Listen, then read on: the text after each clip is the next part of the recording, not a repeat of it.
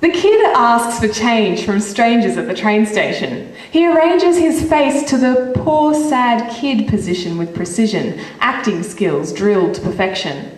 Daily he waits by the train, giggles with his mates at the game he is playing, laughs at the suckers with no sense who just gave him 50 cents, smokes cigarettes, looks about 10.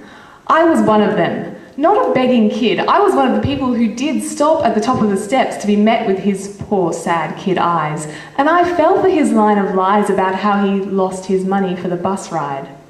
Now, I wasn't born yesterday. I guessed it could be a prank, but coming from the country where people are honest, my immediate reaction was to give him $2 and the benefit of the doubt. Help the kid out. But then I watched him go and put my money in his kitty.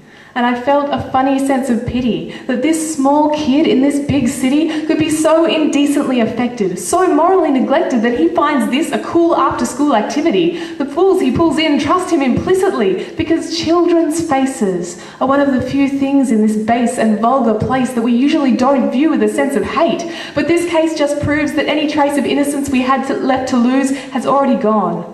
Hopped on the train with a maimed ideology, bled down the drain of mainstream apathy.